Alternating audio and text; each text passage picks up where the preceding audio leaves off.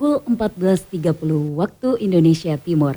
Radio Publik Mimika dengan Warta Mimika Siang.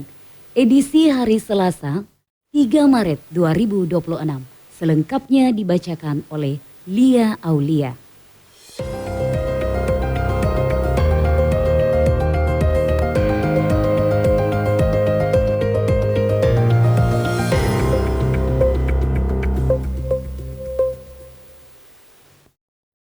Aparat keamanan gabungan TNI Polri berhasil menguasai markas kelompok kriminal bersenjata atau KKB di Nabire dan menyita ratusan amunisi peluru serta 10 magazin dan uang puluhan juta rupiah.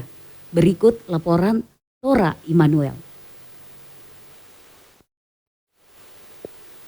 Aparat gabungan TNI Polri membongkar kem kelompok kriminal bersenjata atau KKB di wilayah Kalinabarua, Kabupaten Nabire, Papua Tengah. Dalam konferensi pers di Mapores Nabire Senin sore kemarin 2 Maret 2026, Wakil Kapolda Papua Tengah Kombes Polisi Gustaf Robi Urbinas menjelaskan operasi dilakukan setelah aparat mendeteksi adanya aktivitas kelompok bersenjata yang diduga merencanakan gangguan keamanan. Operasi melibatkan Satgas Operasi Damai Kartens 2026 serta Satgas Raja Wali Mambri. Saat tim mendekati lokasi sempat terjadi kontak tembak sebelum aparat akhirnya berhasil menguasai kem. Kelompok bersenjata melarikan diri ke hutan dan kini masih dalam pengejaran.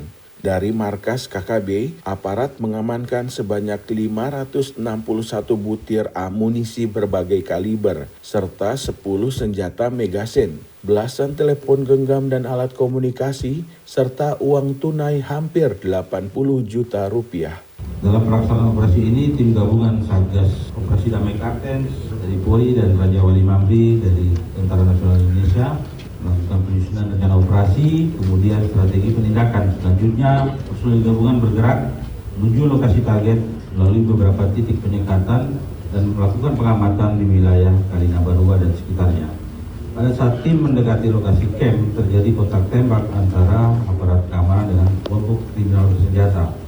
Dalam operasi tersebut, tim bantuan turut disiagakan memperkuat personil di lapangan. Setelah pelaksanaan tindakan penegakan hukum, tim gabungan berhasil menguasai lokasi camp serta melakukan pengamanan situasi. Kemudian kelompok kriminal bersenjata melarikan diri ke wilayah hutan dan saat ini masih dalam pengejaran aparat gabungan. Dari hasil operasi tersebut, personil berhasil mengamankan sejumlah barang bukti yang diduga berkaitan dengan aktivitas kelompok kriminal bersenjata, antara lain 561 butir amunisi berbagai kaliber, 10 buah magazin, 12 unit telepon genggam, 5 unit alat komunikasi, uang tunai puluhan juta rupiah, bendera, dan perlengkapan lainnya. Berdasarkan analisa lapangan, kelompok bersenjata menjadi target operasi juga masih berada di sekitar wilayah Kabupaten Nabire dan aparat gabungan akan terus berupaya untuk melakukan pengejaran untuk mencegah kelompok tersebut melakukan gangguan keamanan dan ketertiban di masyarakat. Sementara itu, Wakil Panglima Operasi Habema Brigjen TNI Rianto mengatakan, satu anggota TNI dilaporkan mengalami luka ringan akibat terkena serpihan proyektil dan telah mendapat perawatan. Selanjutnya, Kepala Operasi Damai Kartens 2026, Brigjen Polisi Faisal Ramadhani menegaskan aparat akan terus melakukan pengejaran serta mengimbau masyarakat untuk tetap tenang dan tidak mudah terprovokasi, terpengaruh informasi yang belum jelas sumbernya. Tora Immanuel melaporkan, Emeneme Yaware bersatu bersaudara membangun. Berita selanjutnya. Yayasan Pemberdayaan Masyarakat Amume dan Kamoro YP Maka menggelar kegiatan finansial literasi program bagi para pelaku UMKM usaha kios warga Amume dan Kamoro. Berikut laporan Indriani Pariore. Yayasan Pemberdayaan Masyarakat Amume dan Kamoro YP Maka, pengelola dana kemitraan PT Freeport Indonesia, terus mendorong kemandirian ekonomi masyarakat lokal melalui pembinaan usaha kios kelontong. Sebanyak 20 warga Amume dan Kamoro mengikuti Financial Literacy Program atau VLP Batch yang digelar bersama Bank Tabungan Negara, IJB, dan PT Amungsa Gemilang pada 2 Maret 2026 di Gedung MPCC. Kepala Divisi Sosial Ekonomi YPMK, Octavianus Jangkup, menyatakan pelatihan ini diikuti peserta yang kiosnya sudah berjalan maupun yang akan memulai usaha. Ia menegaskan pentingnya pengelolaan kios secara profesional serta menjadikan kios sebagai aset pribadi yang harus dijaga dan dikelola dengan serius.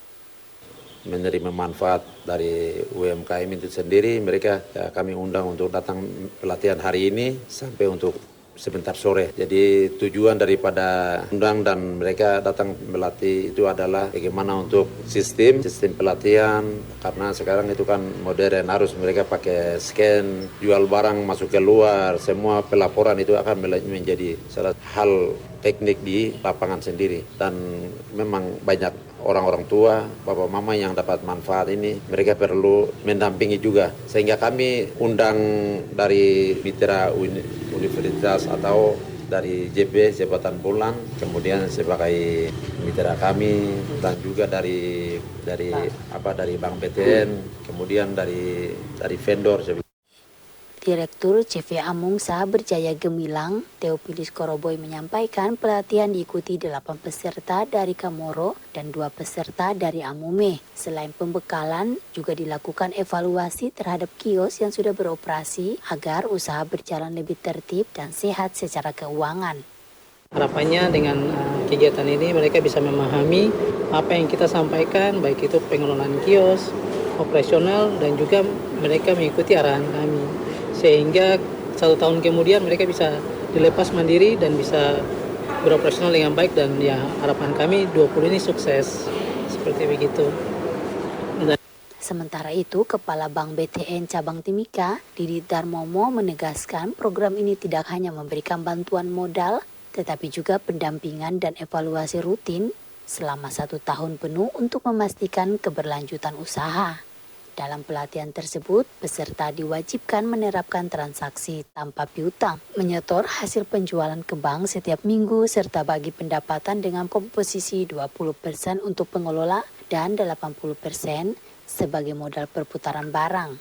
YPMK memastikan kios yang telah selesai dibangun segera diserahkan kepada penerima manfaat agar dapat langsung beroperasi dan meningkatkan ekonomi keluarga. Indriani Paruri melaporkan, MNM Yaware, bersatu, bersaudara, membangun.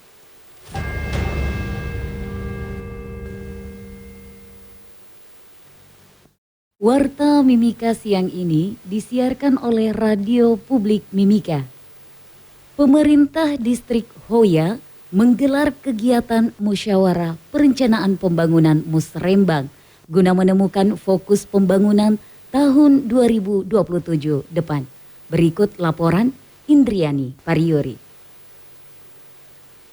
Pemerintah Distrik Hoya, Kabupaten Mimika menggelar musyawarah perencanaan pembangunan atau Musrembang Senin kemarin. Kegiatan ini dihadiri kepala kampung, tokoh masyarakat, dan staf distrik. Kepala Distrik Hoya, Yetemi Tabuni, mengatakan fokus pembangunan 2026 hingga 2027 meliputi infrastruktur perumahan dan sarana ibadah. Prioritas infrastruktur adalah perbaikan lapangan terbang dan kondisi jalan serta pembangunan kantor distrik. Selain itu, untuk program perumahan ditargetkan pembangunan 20 unit rumah sehat pada 2027. Sektor sarana ibadah termasuk pembangunan gereja dan perbaikan 7 gereja di kampung-kampung. Kalau Distrik Hoya itu prioritaskan sekarang itu ada 22 kegiatan. Itu lanjutan semua, lapangan terbang itu prioritas utama. Perumahan, rumah sehat itu dibutuhkan 5 kampung. Kalau tahun ini saya belum tahu berapa akan bangun, tapi tahun depan itu harus 20 unit rumah yang saya usulkan. Itu prioritas. Lapangan terbang tahun ini kerja, tapi saya usulkan lagi harus aspal di atas, karena dia alasannya ada lumut hidup. Kalau lumut hidup itu dia naik kembali, landingnya susah, licin, pesawat tidak bisa landing, jadi harus aspal baru dia akan lumut hidup mati. Nah, itu prioritas utama. Kantor distrik tahun ini akan bangun, tapi kalau belum selesai itu perpanjangan juga. Nah, infrastruktur itu jalannya belum ada. Tahun ini saya usulkan dan kesempatan alat berat ada di atas. Saya perintahkan adik-adik itu harus kerja lanjut. Distrik Hoya juga mendorong pengembangan ekonomi lokal berbasis potensi seperti kopi, serta kegiatan budaya dan pemberdayaan masyarakat. Seluruh program akan dikoordinasikan dengan pemerintah kabupaten. Jadi saya minta program bupati harus kita realisasikan di Distrik Hoya serupa dengan kabupaten yang ada Mimika ini. Kalau harapan saya semua diakomodir. Harapan saya jangan satupun ketinggalan. Maksudnya jangan dikeluarkan. Supaya saya membangun Hoya itu dengan kesejahteraan masyarakat yang ada, kebutuhan yang hari-harinya itu. Jadi tidak boleh satupun keluar, tapi akomodir semua. Indriani Paruri melaporkan, MNM Yaware, bersatu bersaudara membangun. Berita terakhir, Saudara, kantor Sartimika merayakan hari ulang tahun ke-54 Basarnas dengan menggelar upacara dan tasyakuran buka puasa bersama. Berikut laporan Tora Immanuel. Kantor SAR Pencarian dan Pertolongan Timika memperingati hari ulang tahun ke-54 Badan Nasional Pencarian dan Pertolongan atau Basarnas dengan menggelar upacara dan tasyukuran buka puasa bersama pada Senin sore kemarin 2 Maret 2026. Upacara dilaksanakan di halaman kantor SAR Timika, kemudian dilanjutkan dengan tasyukuran serta buka puasa bersama di aula kantor. Dihadiri seluruh pegawai SAR Timika, para relawan, ibu-ibu Dharma Wanita Persatuan Unit SAR Timika, serta para pelajar yang tergabung dalam Saka SAR Timika. Kepala Kantor SAR Timika Iwayan Suyatna membacakan sambutan Kepala Basarnas RI Marsekal Madya TNI Muhammad Syafi'i. Dalam sambutannya ditegaskan Basarnas hadir bukan sekedar sebagai institusi, tetapi sebagai garda terdepan negara dalam memberikan harapan serta pertolongan dan keselamatan bagi masyarakat yang membutuhkan.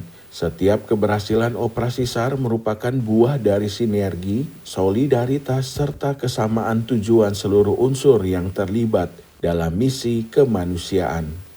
Namun demikian, Badan Nasional Pencarian dan Pertolongan teruslah mengabdi untuk manusia. Tujuan untuk menyelamatkan nyawa manusia serta semakin jaya. Kakan SAR Timika Iwayan Suyatna menambahkan, meski dituntut bergerak cepat dalam setiap operasi, keselamatan personil tetap menjadi prioritas utama. Basarnas harus bekerja secara aman, terukur, dan akuntabel. Peringatan hari ulang tahun ke-54 Basarnas di Timika ditutup dengan doa bersama dan buka puasa sebagai wujud syukur atas pengabdian selama lebih dari 5 dekade dalam tugas-tugas kemanusiaan. Tora Immanuel melaporkan, MNM Yaware, bersatu bersaudara membangun. Sekian Warta Mimika Siang, produksi Radio Publik Mimika. Saya Lia Aulia, terima kasih, selamat siang.